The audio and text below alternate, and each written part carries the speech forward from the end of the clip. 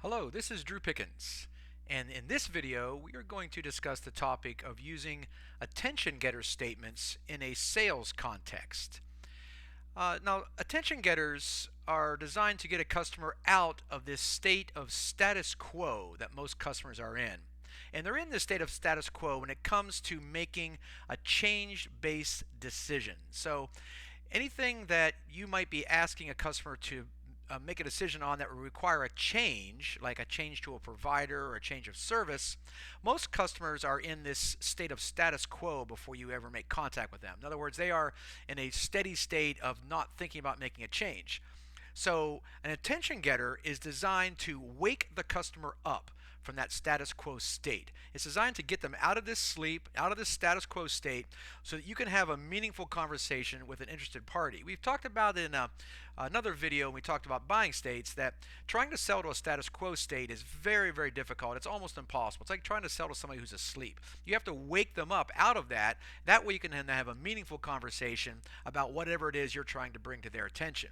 So attention getters in this way then should be planned, they should be practiced, and they should be targeted to the individual client. There is no one-size-fits-all approach here. There's no cookie cutter. There are different kinds, different varieties of attention getters, and each one of them then should be customized, planned, and practiced and targeted to the individual customer that you're going to reach out to.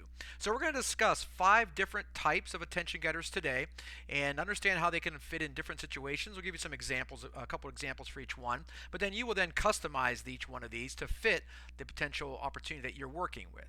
So the first one we're going to talk about is the factual opening.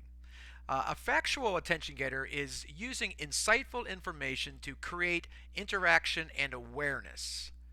So here's an example. I read on your website that you are opening a new distribution center in the Southeast.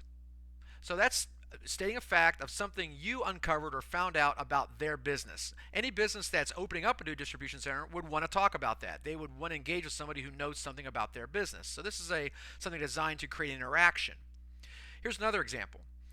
There is a significant shortage of transportation capacity in the Southeast right now. We have dedicated partners that can help ensure your product flows smoothly for you and your customers.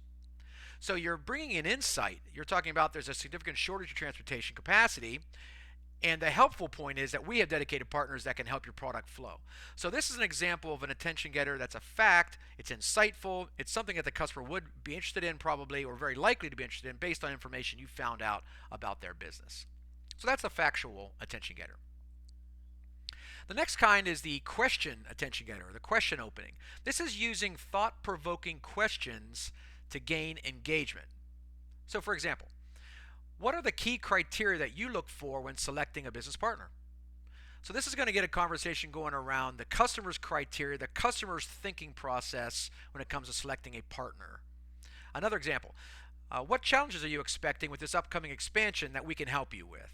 So it's now about what challenges are you expecting and how can we help. So it's a good question that's kind of got 2 approaches to it. It engages them about their expected challenges or maybe what they're experiencing and where they might need help. So this kind of, you can see how this gets them talking. It kind of gets them out of the malaise they might be in. Also, this is probably a good time to say, your attention getter is never, I'm calling to learn about your business type thing.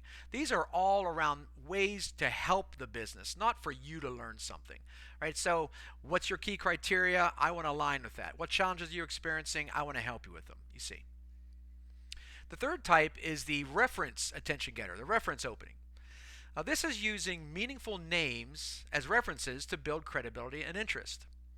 For example, hello, Mr. Pruitt. I am calling because I believe you know Elliot Clark from Extreme Composites. He suggested that we may be able to help you in the same way that we helped him. So in this case, you're using the relationship with Elliot, or he knows about Elliot, or he knows about this company. We've done work for him. He's recommending us. We can help you as well. So it gives you credibility.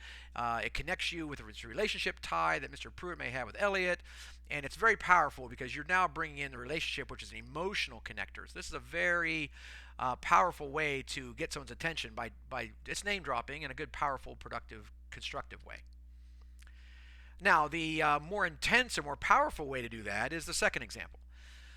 Hello, Miss Duncan. I am calling because Joanna Smith from your corporate headquarters asked me to reach out to you to ensure you're up and running with our new program. So in this case, you're using the power of Joanna Smith's role at the corporate headquarters to wake Miss Duncan up to look at us, to getting us up and running in their organization so that this program can be rolled out to all the different locations, you see. So whenever you're calling to say, Miss Smith from your corporate headquarters said I should call you, it's got Miss Duncan's attention. So this idea of a reference can be used in a very soft relationship way, or it can be used in a powerful role position way, as we see here in this second example. The next category is the sales aid opening. Now, this is introducing a visual element to raise interest and engagement. So, for example, Mr. Tice, by looking at this map of current available capacity across the country, you can see how you will be well served to have a contract in place to ensure your product moves on time. So you're drawing their attention to something visual. They can see it. It starts to really connect in their mind, because it's amazing when you see something how much more powerful it is. So that capacity map can start to really say something to Mr. Tice that you couldn't get across just through words. Then the next example, Ms. Manzetti, you'll see by this diagram how we have connectivity to all markets direct from your location.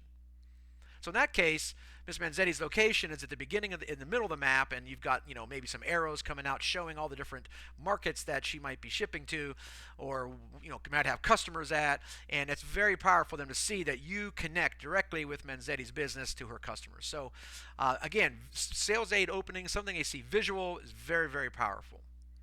And the last type is the link opening, or the link attention getter. This is used for repeat or follow-up calls designed to remind the customer of what you talked about last. So for example, Ms. Sanchez, the last time we talked, you were considering a change of technology business partner. Let me show you how locking into a long-term agreement now would make a lot of sense for your business. So in this case, you're tying into a previous conversation and attaching it to something that they're going to benefit from, right? So you're reminding them of what you talked about before. And it talked about what she's considering. In this case, it was a change of technology partner. So it's something she's going to be interested in and want to continue, or want to at least close out. And the other example is, Mr. Lee, I have the answer to the question you had for me about the benefits of one platform over another for inter-office connectivity. So in that case, you're following up to answer Mr. Lee's question. Maybe he didn't know about the benefits of one or the other, and you're going to bring insight now that's going to remind the customer of something that was important on his mind back then. So it's very good for bringing that previous conversation back up, and you're building on the positive ground that you gained last time. So understand that most customers are in a state of status quo when it comes to making a change-based decision. In other words, they need to be woken up. They're kind of asleep. They're thinking about other things. And this attention getter serves to wake them up from that status quo state, so you can have this meaningful conversation and make them an interested party. So attention getters, in order to do that, should be planned out well, should be practiced. You should not stutter and stumble. You should be able to utter these words clearly and concisely, and in a nice way they can understand. You're not fumbling with your words. That only is done through planning and practice, and they should be targeted to the individual very well. So there are lots of different ones here. We gave you 5 different types with a couple examples each one. So practice these, customize them to your client, and you'll find them to be very, very effective in waking the customer up and getting them in a good conversation state. So good luck using attention getter statements.